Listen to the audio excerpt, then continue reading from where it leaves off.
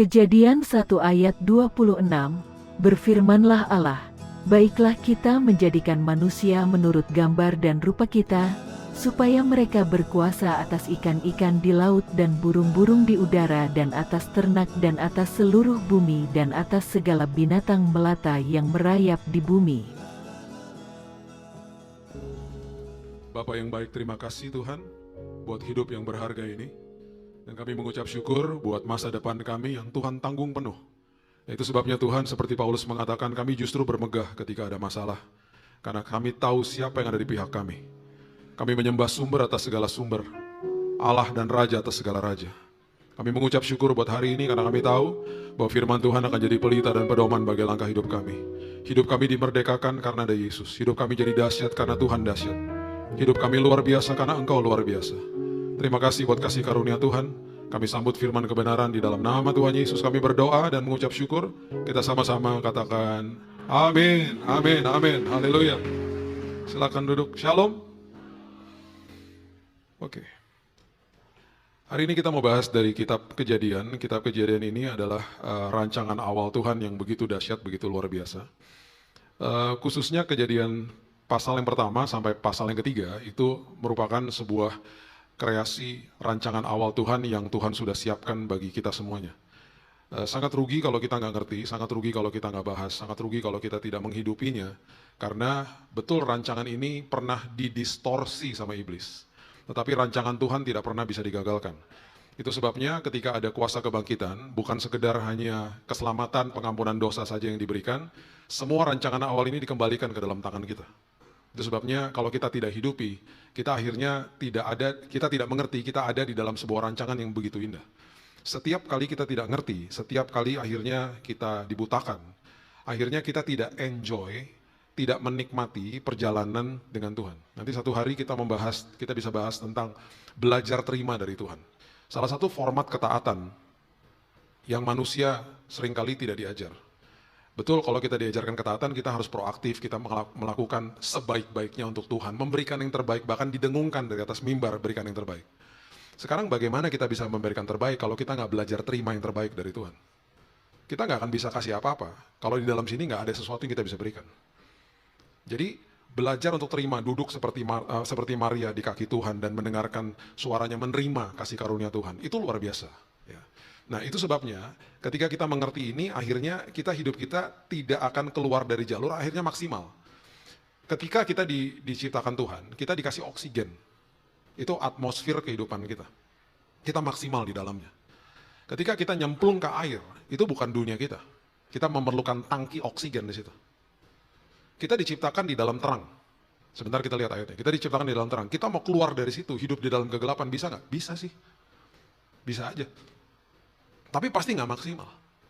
Sekarang kalau lampu mati di rumah kita tiba-tiba, di dalam 1-2 menit pertama kita nggak bisa lihat apa-apa.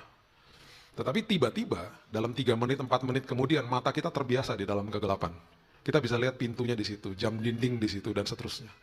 Mata kita terbiasa di dalam kegelapan. Orang Kristen bisa berjalan dalam kegelapan? Bisa. Pasti nggak maksimal tapinya. Saya punya teman yang duduk di depan saya, di kantor saya waktu itu. Teman baik saya. Waktu itu masih zaman SMS. Terus dia kasih tunjuk sama saya, gue dapat SMS nih dari cewek. Dia udah nikah. Saya bilang, jangan balas. Jangan balas, karena saya baca SMS-nya, jangan balas. Saya nggak pernah lupa dia ngomong gini sama saya. Kan cuma lucu-lucuan aja. Itu bahasanya dia tuh, cuma lucu-lucuan aja. 1 minggu, dari waktu dia balasin SMS di depan saya, 1 minggu kemudian, terjadi perselingkuhan. Yang bertahan 12 tahun. Tiap minggu ke gereja. Hidup di dalam kegelapan, berjalan di dalam kegelapan. Waktu udah selesai semuanya, dia bilang gini sama saya, gua baru menghabiskan 12 tahun, sia-sia. Sia-sia hidup gua. Jadi nggak maksimal kan, di luar rancangan Tuhan akhirnya. Nah itu sebabnya, kitab Kejadian ini jangan dibaca hanya sekedar dari sisi historis. Karena ini merupakan rancangan Tuhan yang sangat dahsyat bagi kita. Ya, saya nggak punya waktu untuk bahas semuanya, tapi mulai perlahan-lahan saya bagikan kepada Bapak Ibu supaya makin mengerti. Karena rancangan awal Tuhan itu dahsyat sekali buat manusia. Ya, kita lihat di ayat 1 ya, ayat 1 sampai ayat 4, Kejadian pasal yang pertama, ayat 1 sampai 4. Pada mulanya Allah menciptakan langit dan bumi. Bumi belum berbentuk dan kosong, gelap gulita menutupi samudera raya, roh Allah melayang-layang di atas permukaan air. Perhatikan ayat 3. Berfirmanlah Allah, jadilah terang. Lalu terang itu jadi. Oke, perhatikan kalimat-kalimat ini. Berfirmanlah Allah, jadilah terang. Perkataan pertama Allah di dalam proses kreasi yang didokumentasikan di Alkitab adalah kata jadilah terang. Berarti ketika Allah mengatakan, memperkatakan, Allah mendengar. Jadi kita bisa mengambil kesimpulan, pendengaran pertama Allah di dalam proses kreasi yang didokumentasikan di Alkitab adalah kata jadilah terang. Makanya iman timbul dari pendengaran akan firman Allah. Jadi kalau baca Alkitab jangan gini. Jangan gitu, baca supaya telinga dengar. Telinga dengar, iman timbul. Iman jadi kokoh gitu loh. Pendengaran firman tuh luar biasa. Saya nggak pernah lupa kejadian sama anak saya Keaton. Keaton ini sekarang sudah 16 tahun, waktu dia umur 5 tahun. Masih di TK. Dia satu TK tuh keracunan makanan. Karena makanan bubur ayam, ayamnya rusak lah. Habis itu sekolah nggak kasih lagi catering dari sekolah, kita bawa makanan sendiri. Resiko lah ya. Jadi satu sekolah keracunan makanan, ada 60 anak kalau nggak salah udah masuk UGD. Dirawat, karena muntaber. Termasuk anak saya. Saya taunya waktu mbak dari rumah telepon ke saya lagi di kantor. Pak, cepetan pulang. Kenapa? Ini dia muntah-muntah, buang-buang air, terus badan udah mulai panas. Istri saya nggak ada di Jakarta lagi waktu itu. Saya bergegas pulang. Sampai di rumah itu anak udah biru lah. Muka itu udah biru. Panik lah saya ngeliatin dia. Masih 5 tahun nih anak. Terus sebelum saya pergi, mbaknya bilang gini sama saya. Mbaknya bukan orang percaya. Pak, tadi saya dipegang tangan saya dan saya ditaruh di atas kepalanya dia, disuruh doain katanya. Disuruh doain, terus saya disuruh mengucap, Pak. Disuruh mengucap apa? Dalam nama Tuhan Yesus ada kesembuhan. Mbak ngomong nggak? Ya iyalah Pak, saya ketakutan. Ya saya ngomong aja gitu. Bagus Mbak, bagus. Itu imannya dia, iman anak saya. Saya nggak bawa ke UGD yang teman-temannya itu karena rame kan. Saya pergi ke tempat yang lain biar sepi, biar cepat dapat penanganan. Sampai di sana ditanganin, dikasih obat, ketiduran di ruang UGD. Dokter bilang gini, Pak kita observasi ya Pak, 1 jam aja, Bapak tunggu Pak. Kalau nggak terjadi apa-apa, panasnya turun, nggak ada muntaber selama 1 jam, pulang aja Pak. Kalau sampai terjadi, kita opname ya Pak. Oke dok, dah kita tungguin. 1 jam panasnya turun, dia terbangun, mukanya lebih kelihatan fresh. Saya pulang dong sama dia. Sampai di rumah kira-kira jam 4 sore, saya nggak balik kantor, saya ketiduran lagi sama dia, dia ketiduran lagi. Dan saya ikutan tidur sama dia di kamarnya dia. Kebangun jam 6:30 malam, dia kelaparan, saya kelaparan, dia makan, habis itu dia lari-larian. Satu-satunya anak yang tidak dirawat. Karena dalam kondisi bahaya, ketika orang tuanya tidak ada, dia tahu kemana dia harus berseru. Kenapa? Kenapa dia seperti begitu? Karena selama 5 tahun, setiap hari, kita jejelin firman Tuhan. Kita mesbah keluarga, dia dengar firman di sini. Waktu dia di dalam kandungan pun, kita ngomongin firman Tuhan. Jadi firman itu tidak akan kembali dengan sia-sia. Jadi memperkatakan firman itu dahsyat. Makanya jangan sembarangan ngomong. Ya orang tua perhatikan ini baik-baik. Ya seringkali kita ngomongnya begini sama anak kita. Kamu jangan nyebrang sembarangan, ketabrak mobil nanti. Ngutukin anak tuh namanya. Jangan digituin anaknya. Kita bisa rephrase kata-katanya. Nak, jangan nyebrang sembarangan, bahaya. Banyak orang tertabrak mobil gara-gara gitu. Beda langsung kan? Kamu jangan naik-naik sembarangan, jatuh loh ntar kamu. Jangan naik-naik sembarangan, bahaya. Banyak yang seperti begitu terjatuh. Beda langsung. Hati-hati loh dengan perkataan. Roma mengatakan kebenaran itu dekat dengan kita. Ada di mulut. Tetapi kebenaran tidak akan keluar dari sini kalau kita nggak terima kebenaran. Karena dalam hati kita sampah akhirnya. Kenapa? Karena input menentukan output. Coba lihat ayat yang keempat. Allah melihat bahwa terang itu baik. Lalu dipisahkannya terang itu dari gelap. Allah melihat bahwa terang itu baik. Jadi penglihatan pertama Allah di dalam proses kreasi yang didokumentasikan di Alkitab, terang. Semuanya terang. Nah, jadi kita bisa rangkumkan ya, penglihatan, pendengaran, dan perkataan Allah. Di dalam proses kreasi, yang didokumentasikan di Alkitab, semuanya terang. Dan itu menjadi rancangan awal Tuhan untuk manusia. Buktinya ada di mana? Oh jelas, sekarang gini. Kita punya 5 panca indera. Mata, telinga, hidung untuk mencium, 2 rasa. Rasanya dari kulit sama dari lidah. Yang paling menyerap banyak informasi, 2. Mata dan telinga. Itu pintu gerbang hati. Itu kalau nggak dijaga, yang masuk sampah, keluarnya sampah. Inputnya kebenaran, keluarnya kebenaran. Keluarnya dari mana? Tindakan sama perkataan. Buktinya di mana? 2 Petrus 2 ayat 7 sampai 8, coba lihat. 2 Petrus 2 ayat 7 sampai 8. Tetapi ia menyelamatkan Lot. Tuhan menyelamatkan Lot. Tuhan menyelamatkan kita. Orang yang benar. Kita juga orang yang benar. Sudah diselamatkan, dibenarkan. Ya. Yang terus-menerus menderita oleh cara hidup orang-orang yang tak mengenal hukum dan hanya mengikuti hawa nafsu mereka saja.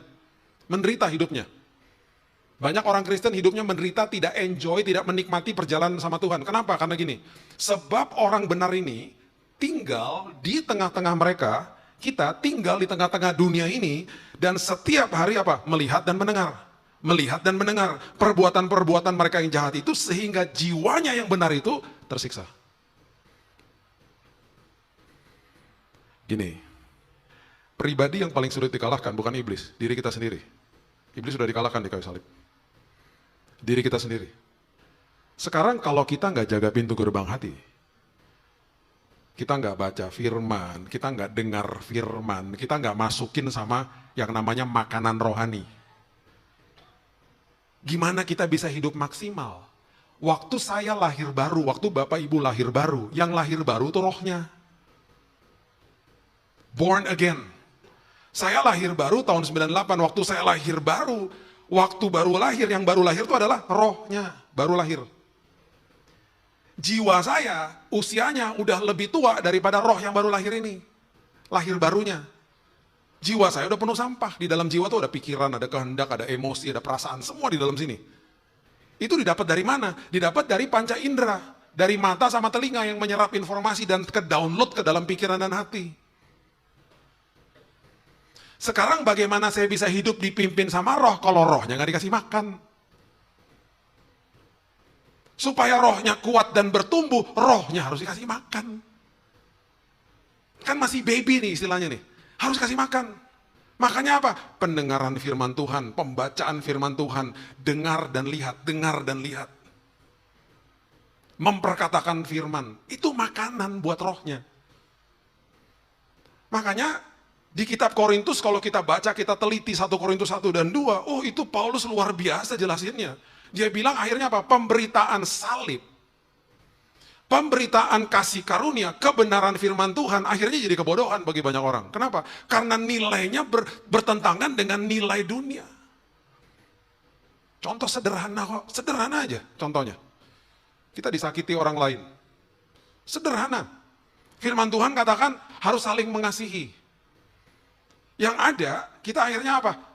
Gue bodoh amat sama dia. Saya nggak katakan kita harus dekat sama semua orang ya. Banyak orang toksik, betul.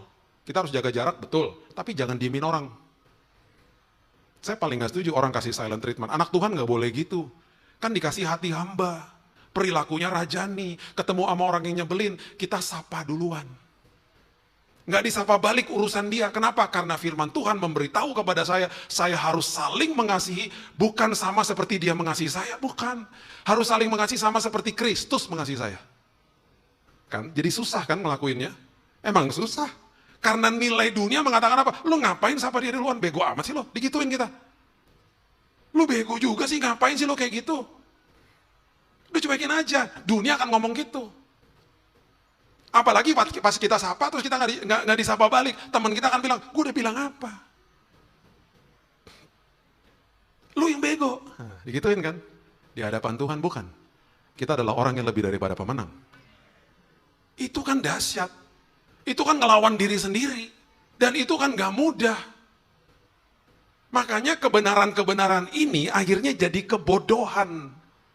Dan ini terjadi sama-sama orang Kristen. Makanya ya, ketika jadi orang Kristen, ketika terima Yesus, Itu prosesnya namanya justification, kita dibenarkan. Hari ini kita hidup, ini kita lagi menghidupi proses namanya sanctification, dikuduskan tiap hari, pengudusan. Dikuduskan tiap hari, dimurnikan tiap hari. Sekolah kehidupan tuh namanya. Under construction, tiap hari, sampai Yesus datang. Diperbarui, diingetin lagi sama Tuhan. Perhatikan prinsip ini baik-baik. Terima Yesus, langsung dikasih predikat dan status anak. Kamu anak aku.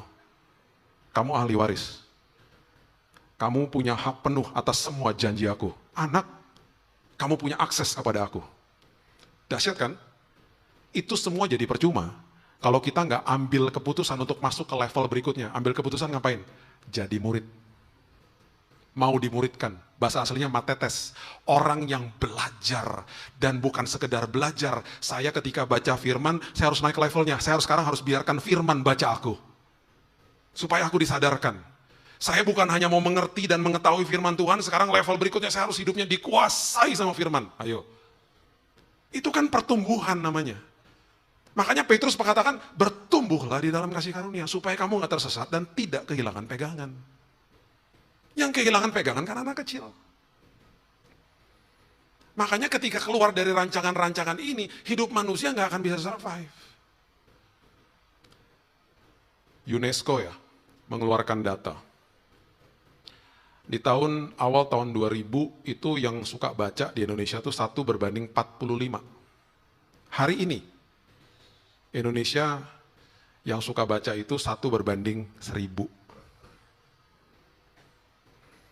Kami di Immanuel, ya, toko buku Immanuel, penerbitan Immanuel. Kami sampai mengeluarkan Alkitab sepanjang tahun untuk memandu jemaat untuk baca. Bayangin coba. Itu pun dikemas dengan cara hari pertama pas baca tuh selalu setiap hari ada perjanjian lama, perjanjian baru, Amsal sama Mazmur.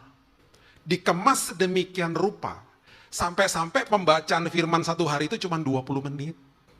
Selesai. 20 menit satu hari itu. Baca sebagian perjanjian lama, perjanjian baru, Mazmur, Amsal. Kalau dilakukan itu 20 menit sepanjang tahun sampai 365 hari, selesai baca satu Alkitab. Sampai dikemas begitu loh. Itu pun gak dibaca. Terus karena udah gemes banget, kita keluarin lagi buku namanya Kumpulan Perkataan Yesus. Itu biasanya kalau lihat Alkitab yang konvensional itu kan ada merah-merah di perjanjian baru. Itu kan perkataan Yesus. Dikumpulin jadiin satu buku. Supaya paling gak baca deh itu perkataan Yesus deh. Gak dibaca juga. 1:1000. Bayangin ya, kalau satu buku rohani kita baca, satu buku itu ada 15 pasal, kita baca satu pasal per hari yang paling cuma memakan waktu 30 menit, kita baca satu hari satu pasal, setengah bulan satu buku kita baca, satu bulan 2 buku kita baca. Dan tanpa kita sadari banyak jawaban-jawaban yang ada di situ. Dan buku-buku ini ditulis sama penulis-penulis yang dapatkan pewahyuan dari Tuhan, yang belajar, dan kita dikasih, disodorkan, udah finish produk, udah selesai semuanya. Kita tinggal ambil, kita serap, kita hidupi. Itu udah ditulis, gak dibaca juga. Kenapa? Karena Indonesia menempati urutan pertama menurut UNESCO yang orang-orangnya nomor 1 di dunia yang spend waktu di depan gadget dan HP-nya per hari rata-rata 5 jam. Ambil keputusan. Besok baca. Bukan baca sosmed. Baca Alkitab. Baca buku rohani, ambil satu, baca. Anak-anak saya dari kecil, saya didik mereka baca. Kemarin anak saya yang si Raina, dia sekarang 23 tahun. Dia kemarin baru beli 5 buku. Saya bilang, Kak, masukin sosial media, Kak. Bilang nih buku-buku kamu yang baru, Kak. Ayo dong, baca. Supaya apa? Supaya terang Tuhan itu yang sudah diberikan sama kita, kita tahu.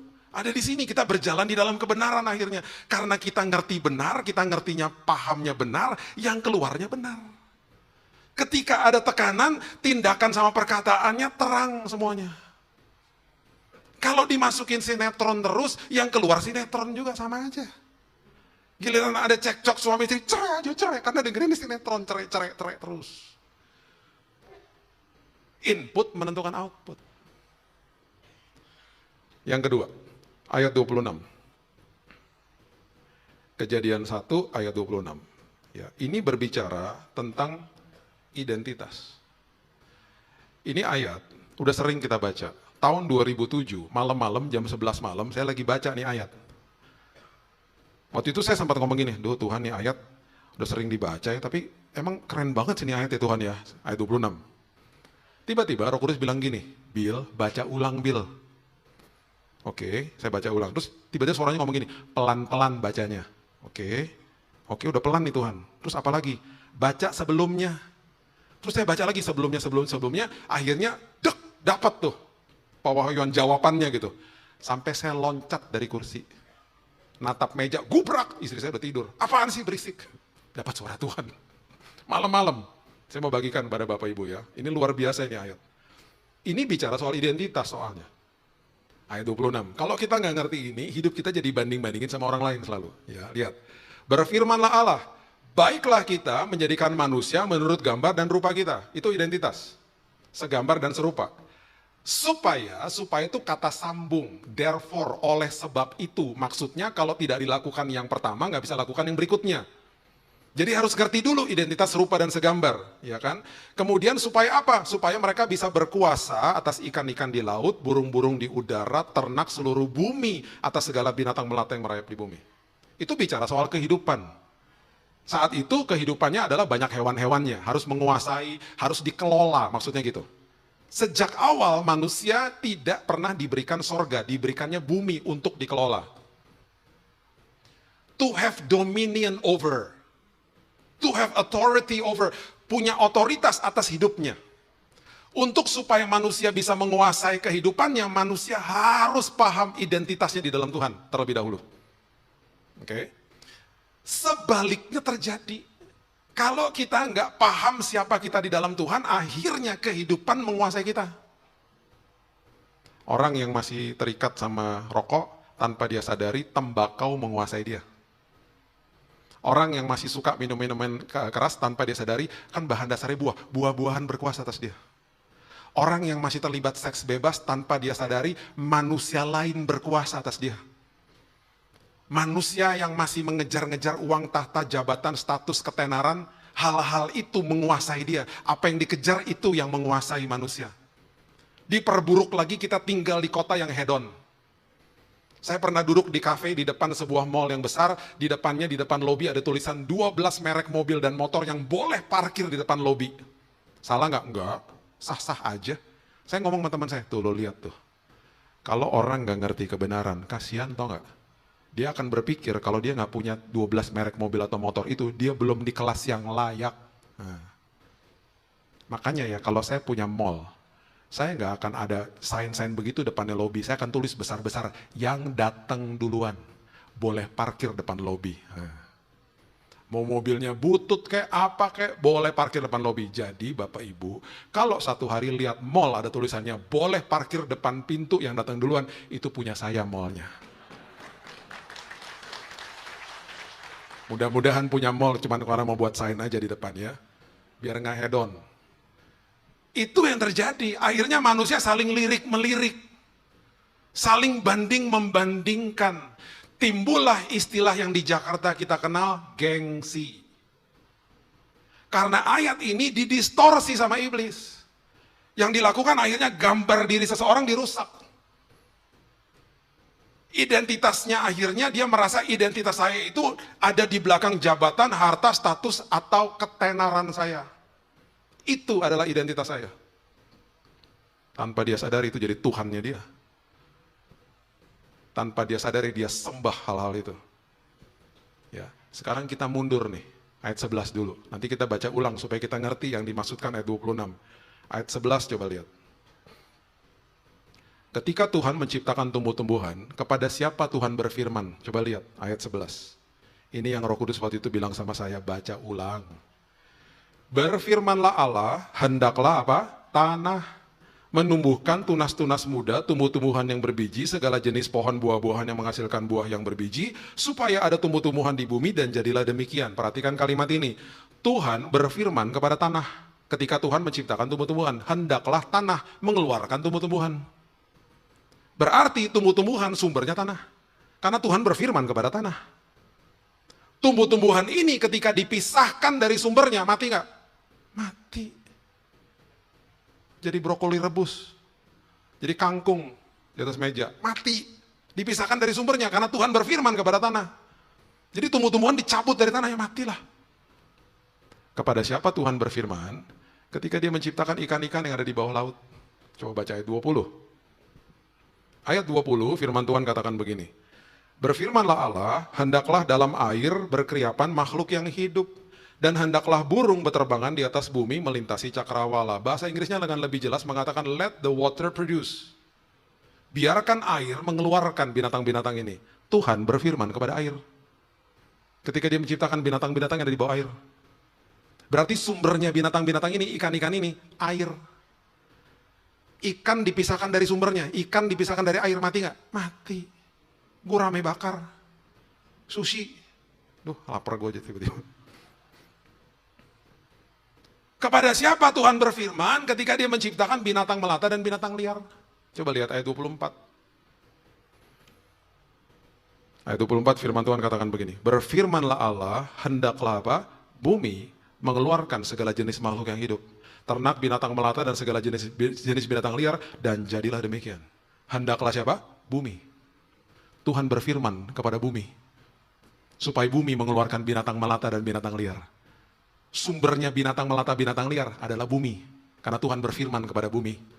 Binatang-binatang ini ketika dipisahkan dari sumbernya, dipisahkan dari habitatnya, mati nggak? Mati. Nah, setelah kita ngerti ini, sekarang baca ulang ayat 26, pelan-pelan bacanya. Yang bagian pertama aja. Coba lihat, ayat 26. Berfirmanlah Allah, hendaklah siapa yuk?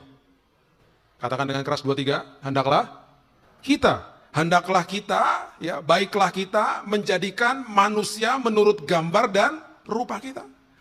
Tuhan berfirman tidak kepada tanah, bukan kepada air, bukan kepada bumi. Tuhan berfirman kepada dirinya sendiri. Baiklah kita, let us make man. Itu sebabnya sumber daripada kita adalah Tuhan. Berani-berani dipisahkan dari sumbernya, mati nggak? Mati. Nggak berfungsi. Nggak bisa berfungsi. Karena Tuhan berfirman kepada dirinya sendiri. Itu sebabnya ketika kita beli HP, kita buka boxnya, di paling atas itu ada buku manual. Baru ada HP-nya. Buku manualnya kita baca nggak? Pasti nggak baca, saya juga nggak baca. Terus kita cari-cari tahu fitur-fiturnya dari teman sama coba-coba sendiri. Hidup itu juga begitu kadang-kadang. Buku manualnya Alkitab. Manual itu artinya the man of the factory. Pikiran daripada pabriknya. Semua dari situ. Karena kita nggak baca, akhirnya kita coba-coba sendiri sama nanya-nanya sama orang, jadi nggak karu-karuan hidupnya. Padahal udah dikasih buku manual. Sumber kita adalah Tuhan. Tapi Pak, kita kan diciptakan dari debu tanah. Itu bahan baku. Bukan sumber. Sumbernya Tuhan. Itu arti daripada serupa dan segambar. Dahsyat. Makanya kalau ngerti itu, gambar diri kita nggak akan rusak. Kita nggak akan jadi orang-orang yang gengsi, berusaha membuktikan diri sama orang lain. Seperti teman saya yang maksain diri beli Nokia Communicator tahun 2001. Ada yang tahu Nokia Communicator? Yang ngangguk-ngangguk seumuran sama saya. Yang pada bingung, apaan tuh? Pokoknya ada deh handphone namanya Nokia Communicator, bentuknya kayak batu bata. Bisa nimpuk maling berat lagi. Itu peralihan dari handphone yang hitam putih mulai masuk yang berwarna. Tahun 2001 nggak ada cicilan BCA. Yang ada kalau lo mau beli 12 juta harganya. Teman saya yang baru masuk kerjaan, masih tinggal di kos-kosan, mau beli. Saya teman baik, jadi saya tahu gajinya berapa. Lu ngapain beli gituan? Zaman itu sosial media belum semarak sekarang. Nggak ada WhatsApp. Waktu saat itu HP dipakai untuk telepon, terima telepon, sama SMS. Sesekali ada pager bunyi bergetar sini. Yang bingung ya, bingung lah. Apaan tuh pager? Google aja. Adalah pokoknya zaman itu. Kayak Star Trek gitu. Teman saya maksa beli, saya bilang, lu udah punya uang dari mana? Gue udah bilang sama teman gue mau pinjam duit, ntar gue balikin nyicil. Emang lu perlunya sedemikian, sampai sedemikian tuh, kenapa sih lu? Saya penasaran dong, lama-lama tau gak dia ngaku juga, dia bilang gini, gua habisnya malu Bill, kalau ngumpul sama teman-teman pada punya semua, gua nggak punya, gengsi. Gengsi. Singkat cerita dibeli sama dia, 12 juta, itu gede banget uangnya. Dibeli sama dia, dan waktu itu saya nggak pernah lupa, kita makan malam di Planet Hollywood, udah tutup restorannya, di Gatot Subrotos itu. Sama teman-teman. Dia buka dong di atas meja.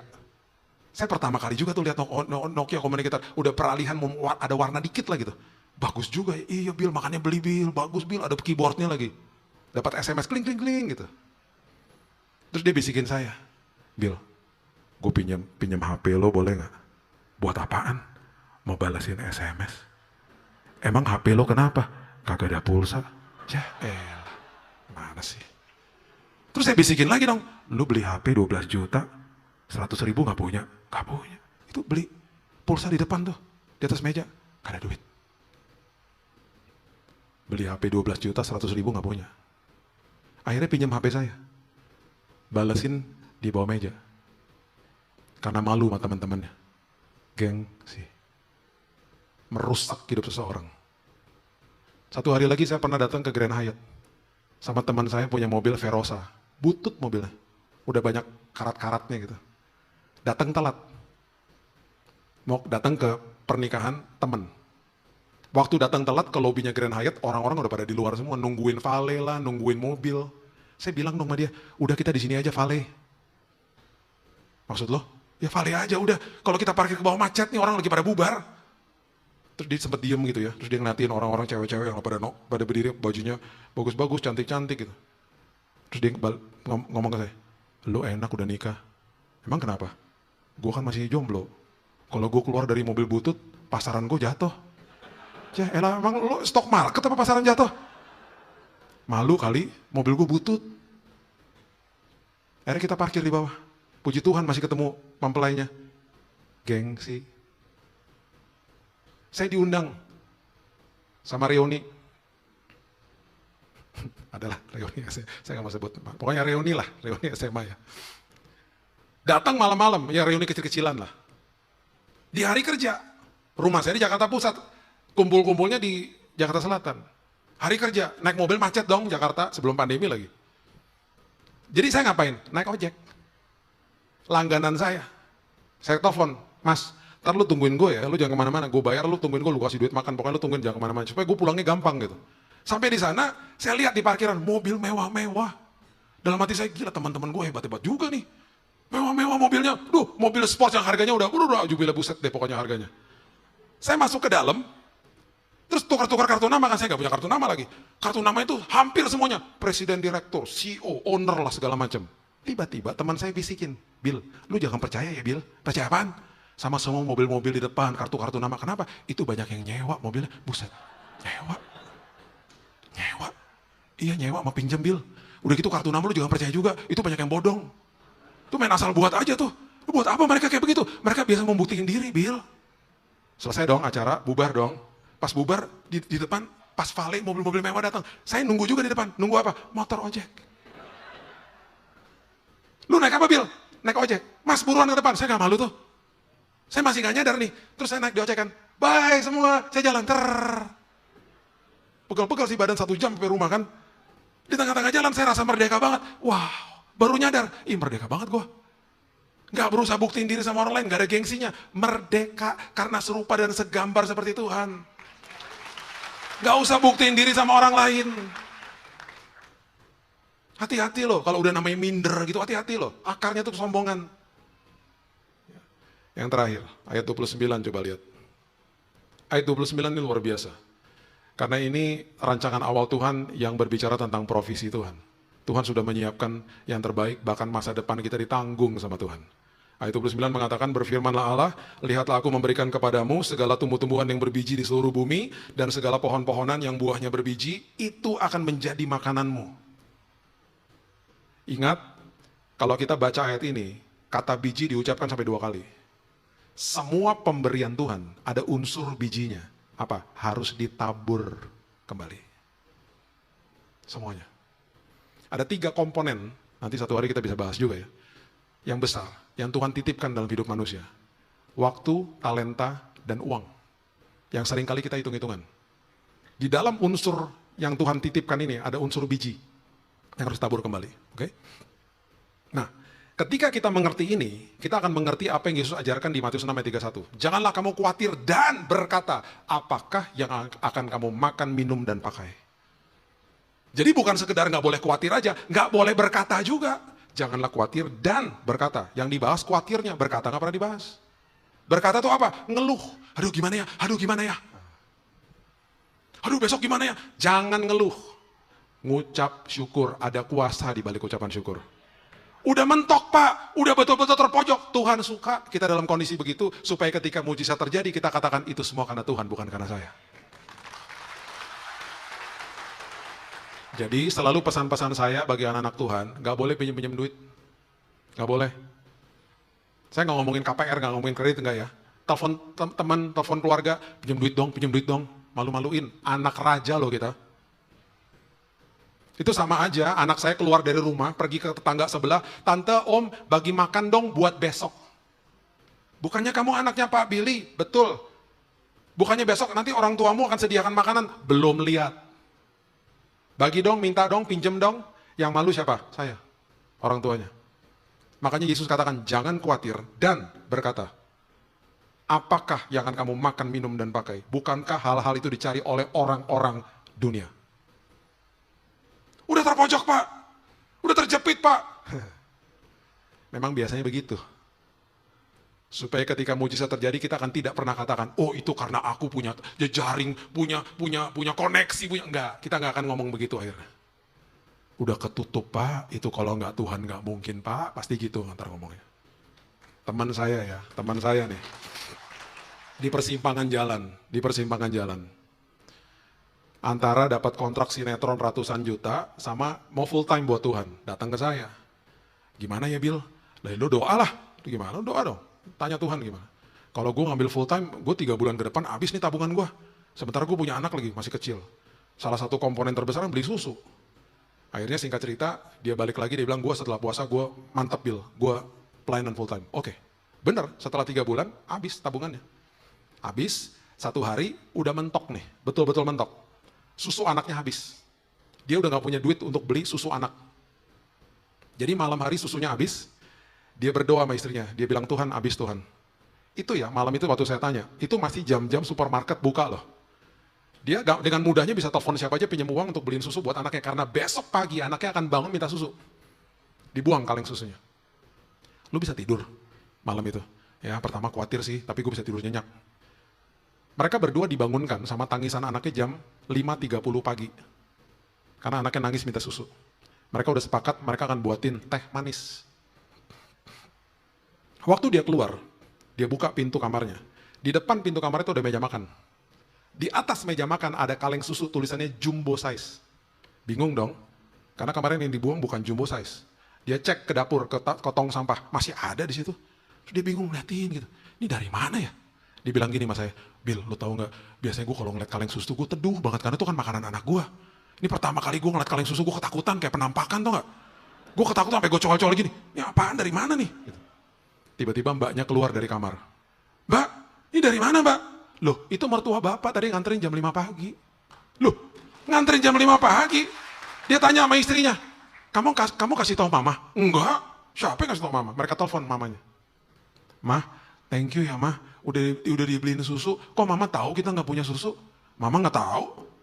Terus gimana ceritanya? Mama tadi malam di supermarket, mama lagi beli-beli, lagi belanja-belanja, tergerak aja pengen beliin susu buat cucu, katanya gitu. Oke. Terus kok bisa jam 5 pagi ke sini?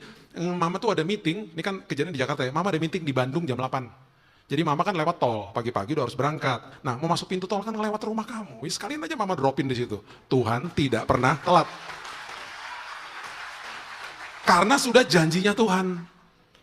Jadi, sebagai penutup, kalau ada masalah, kalau ada yang namanya sebuah ujian, seperti Yesus katakan ketika dicobai di padang gurun sampai 3 kali, dia selalu memulai kalimatnya, ada tertulis. Dan dia kutip firman Tuhan.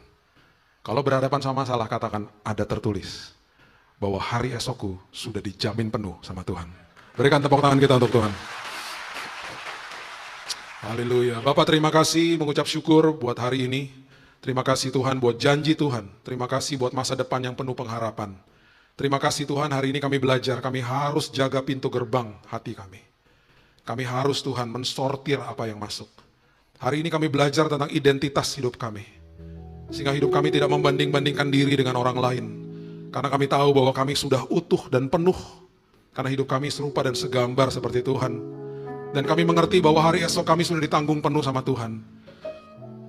Bahkan kami bisa mengatakan bahwa hari esok kami begitu indah berdasarkan dengan janji-janji Tuhan. Walaupun kami belum lihat. Kami begitu percaya, iman kami teguh karena ada Yesus. Iman kami tidak goyah karena ada Yesus. Terima kasih Tuhan, meteraikan firman ini dan kami akan jadi pelaku-pelakunya. Kami akan mengalami Tuhan dan hidup kami akan sampai ke seberang dengan selamat dan aman karena kami berjalan bersama sumber atas segala sumber. Terima kasih Bapa. Hanya di dalam nama Tuhan Yesus kami sudah berdoa dan mengucap syukur. Kita sama-sama katakan amin. God bless you.